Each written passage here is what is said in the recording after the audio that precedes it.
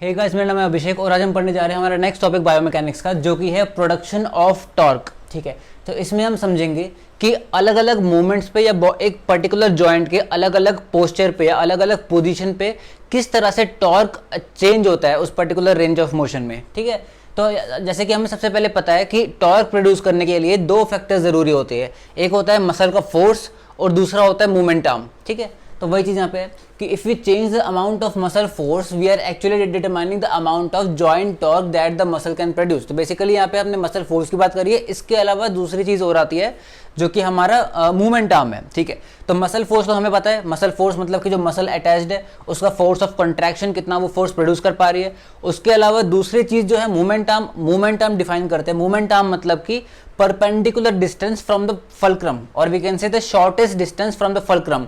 जैसे हम यहाँ पे देख रहे हैं, ये हमारा एल्बो जॉइंट है। ठीक है, ये एल्बो जॉइंट है, तो यहाँ पे एल्बो जॉइंट पे हम देख रहे हैं कि ये जो पर्टिकुलर जॉइंट है इसको हम फल्क्रम बोल देंगे, मतलब ये पर्टिकुलर रीजन जो है ये फल्क्रम है। ठीक है, क्योंकि ये जॉइंट है, जॉइंट को हम फल्क्रम बोल रहे हैं।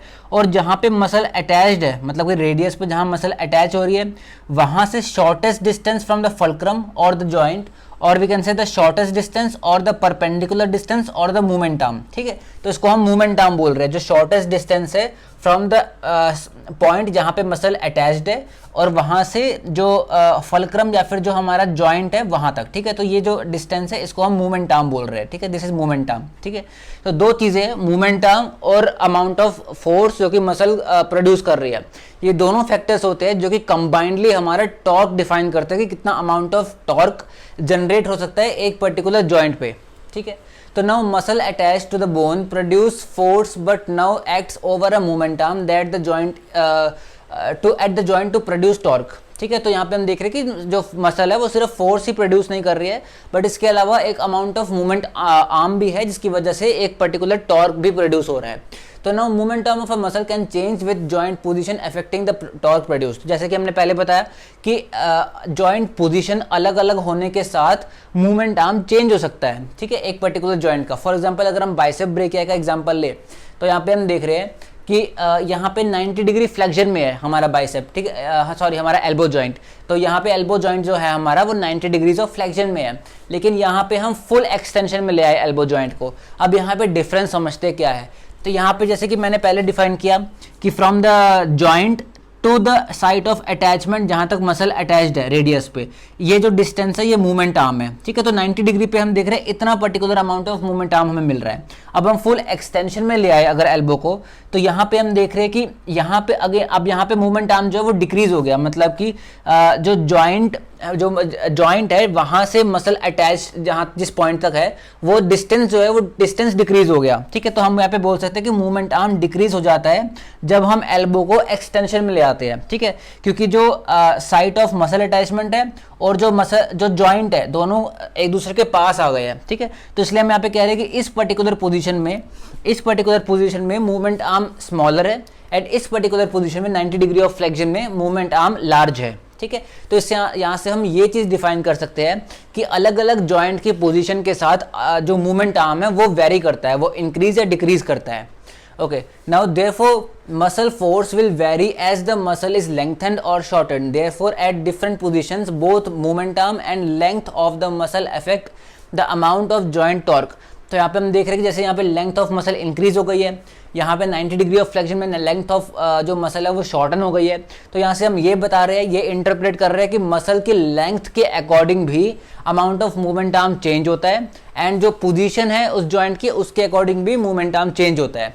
ठीक है, तो ऑल्सो द वेलोसिटी, अब इस चीज़ के बारे में हमने पहले बात करी थी पिछले वीडियो में कि वेलोसिटी मतलब कि कितनी वेलोसिटी से एक पर्टिकुलर रेंज ऑफ मोशन किया जा रहा है, उससे भी हमारा amount of muscle force increase या डिक्रीज होता है कि कितना अमाउंट ऑफ फोर्स मसल को प्रोड्यूस करना पड़ रहा है। जैसे हमने बात कर रही थी कंसेंट्रिक कॉन्ट्रैक्शन में, उसमें हमने देखा था कि जितनी वेलोसिटी कम है एक पर्टिकुलर रेंज ऑफ मोशन में एक मूवमेंट करने के लिए, जितनी वेलोसिटी कम है कंसेंट्रिक कॉन्ट्रैक्शन में, उतना ही ज्यादा अमाउंट ऑफ फोर्स प्रोड्यूस करना पड़ता है उस मसल को। ठीक है, एंड इसका अपोजिट था हमारा इसेंट्रिक कॉन्ट्रैक्शन में कि जितनी ज़्यादा वेलोसिटी है इसेंट्रिक कॉन्ट्रैक्शन की, उतना ही ज़्यादा अमाउंट ऑफ फोर्स प्रोड्यूस करना पड़ रहा है उस मसल को। तो इसके अकॉर्डिंग हम यहाँ पे देख रहे हैं कि जो velocity of range of motion है वहाँ उससे भी डिफाइन होता है कि कितना अमाउंट ऑफ फोर्स मसल को प्रोड्यूस करना है, एंड इवेंचुअली हमारा जो टॉर्क है वो ऑल्टर होता है कि कितना ज़्यादा या कितना कम अमाउंट ऑफ टॉर्क प्रोड्यूस हो रहा है उस पर्टिकुलर रेंज ऑफ मोशन में। ठीक है, तो वही चीज़ है।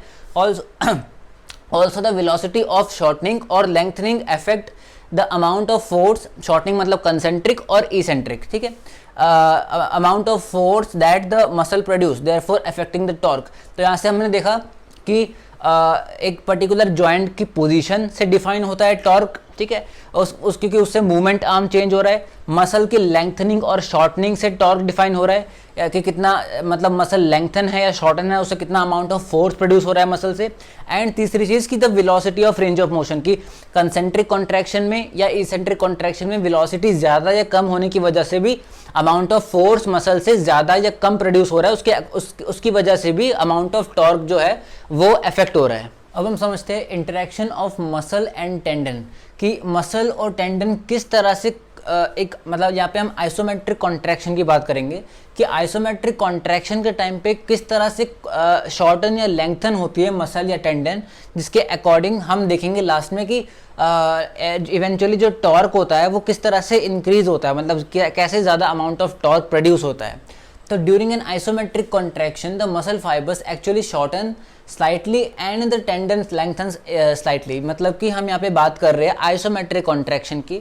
तो यहाँ पे हमने ये चीज़ देखी कि आइसोमेट्रिक कॉन्ट्रैक्शन के टाइम पे जो मसल फाइबर होता है वो स्लाइटली कॉन्ट्रैक्ट कर जाता है, स्लाइटली शॉर्टन कर जाता है, लेकिन जो टेंडन होता है उस पर्टिकुलर मसल का वो स्लाइटली लेंथन करता है, ठीक है। और यहाँ से हम इवेंचुअली बोल रहे हैं कि इसकी इस पर्टिकुलर प्रॉपर्टी की वजह से कि मतलब आइसोमेट्रिक कॉन्ट्रैक्शन के टाइम पे मसल फाइबर शॉर्टन हो रही है एंड टेंडन लेंथन हो रहा है, इस प्रॉपर्टी की वजह से हम बोल रहे हैं कि एक पर्टिकुलर मसल या एक पर्टिकुलर जॉइंट पे टॉर्क जो है, अमाउंट ऑफ टॉर्क वो ज़्यादा प्रोड्यूस हो रहा है। तो उसके पीछे रीज़न समझेंगे कि रीज़न क्या है। रीज़न है कंप्लायंस ऑफ द टेंडन।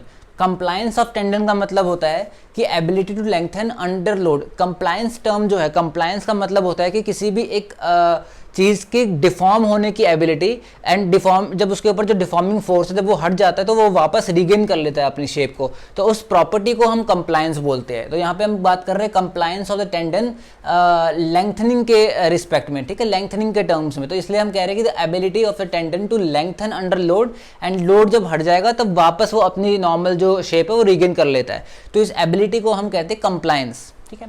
तो कंप्लायंस की वजह से हम बोल रहे हैं कि कंप्लायंस की वजह से टॉर्क ज़्यादा प्रोड्यूस हो रहा है। अब कंप्लायंस कैसे टॉर्क ज़्यादा प्रोड्यूस कर रहा है वो देखते हैं। तो यहाँ पे हम देख रहे हैं कि it is important in augmenting the torque production of the muscle.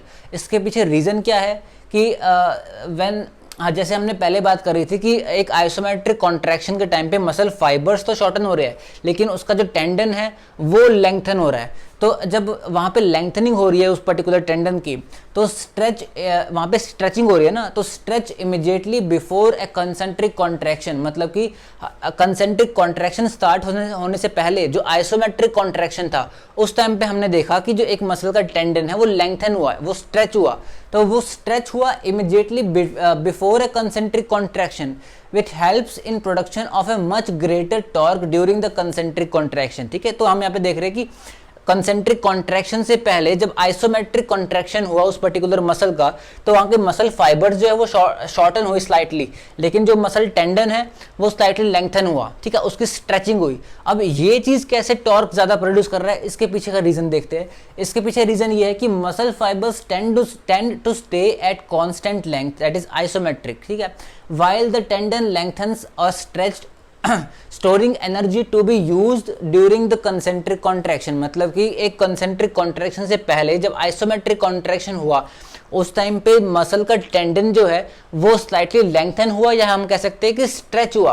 तो स्ट्रेच होने के बाद जब वो कॉन्ट्रैक्ट किया, जब कंसेंट्रिक कॉन्ट्रैक्शन हुआ, तो उस टाइम पे जब वो कॉन्ट्रैक्ट किया तो उस टाइम पे हमने देखा कि स्ट्रेचिंग की वजह से उस पर्टिकुलर टेंडन में कुछ अमाउंट ऑफ एनर्जी स्टोर हो गई, ठीक है। तो there is storing energy to be use during concentric contraction, और वो एनर्जी भी एड हो गई ड्यूरिंग कंसेंट्रिक कॉन्ट्रैक्शन। तो इसलिए हम देख रहे हैं कि ज़्यादा अमाउंट ऑफ फोर्स प्रोडक्शन हुआ कंसेंट्रिक कॉन्ट्रैक्शन के टाइम पे। किस वजह से? क्योंकि जो लेंथ था, जो टेंडन था वो स्लाइटली लेंथन हुआ आइसोमेट्रिक कॉन्ट्रैक्शन के टाइम पे, जो कि कंसेंट्रिक कॉन्ट्रैक्शन से पहले हुआ था। तो इसलिए हम कह रहे हैं कि टेंडन की लेंथनिंग या टेंडन की स्ट्रेचिंग की वजह से भी increase the amount of force production होता है मसल का, एंड इवेंचुअली ज़्यादा अमाउंट ऑफ टॉर्क प्रोड्यूस होता है। ठीक है, अब ये जो मसल मतलब आइसोमेट्रिक कॉन्ट्रैक्शन के टाइम पे मसल की slight shortening and muscle fibre की एंड टेंडन की स्लाइट लेंथनिंग, तो ये this forms the basis of plyometric exercises. ठीक है, तो प्लायोमेट्रिक एक्सरसाइजेस वो एक्सरसाइजेस होती है जिसमें मसल की स्ट्रेचिंग एंड देन शॉर्टनिंग। ठीक है, पहले स्ट्रेचिंग होती है एंड देन इमीडिएटली शॉर्टनिंग या कंसेंट्रिक कॉन्ट्रैक्शन होता है मसल का। ठीक है, तो वहाँ पे उसके पीछे रीज़न ही ये है कि स्ट्रेचिंग के टाइम पे ज़्यादा अमाउंट ऑफ एनर्जी स्टोर हो गई उस पर्टिकुलर टेंडन में, एंड जो कि एडिशनल ऐड हो गई ड्यूरिंग कंसेंट्रिक कॉन्ट्रैक्शन, ताकि ज़्यादा अमाउंट ऑफ टॉर्क प्रोड्यूस हुआ। तो वही चीज़ हम देख रहे हैं कि मसल और tendon is stretched before a forceful concentric contraction, किसमें, प्लायोमेट्रिक एक्सरसाइजेज में। एंड इसके पीछे का प्रिंसिपल यही है, इसके पीछे का रीजन यही है कि जो टेंडन है वो स्लाइटली लेंथन हुआ, एनर्जी स्टोर करी, एंड उसके बाद कंसेंट्रिक कॉन्ट्रैक्शन के टाइम पे वो एनर्जी यूज हुई एडिशनली कंसेंट्रिक कॉन्ट्रैक्शन के टाइम पे। तो इसलिए वो उसने इवेंचुअली हमारा amount of force production muscle का इंक्रीज किया, एंड इवेंचुअली जो अमाउंट ऑफ टॉर्क जो प्रोड्यूस होता है वो इंक्रीज हुआ। आई होप इस वीडियो से आपको क्लियर हुआ होगा कि अलग अलग जॉइंट पोजीशंस पे अमाउंट ऑफ टॉर्क कैसे इंक्रीज और डिक्रीज होता है, या फिर एक पर्टिकुलर रेंज ऑफ मोशन में जो वेलोसिटी है उस रेंज ऑफ मोशन की उसकी इंक्रीज या डिक्रीज से कैसे अमाउंट ऑफ टॉर्क इंक्रीज या डिक्रीज हो रहा है, एंड इंटरेक्शन ऑफ मसल और टेंडन की, मतलब एक कंसेंट्रिक कॉन्ट्रैक्शन के टाइम पे या फिर उससे पहले आइसोमेट्रिक कॉन्ट्रैक्शन के टाइम पे मसल और टेंडन का शॉर्टनिंग और लेंथनिंग की वजह से कैसे अमाउंट ऑफ फोर्स ज़्यादा या कम प्रोड्यूस होता है, एंड जिसकी वजह से टॉर्क इफेक्ट होता है। ये आपको क्लियर हुआ होगा। ठीक है, तो वीडियो देखने के लिए थैंक यू।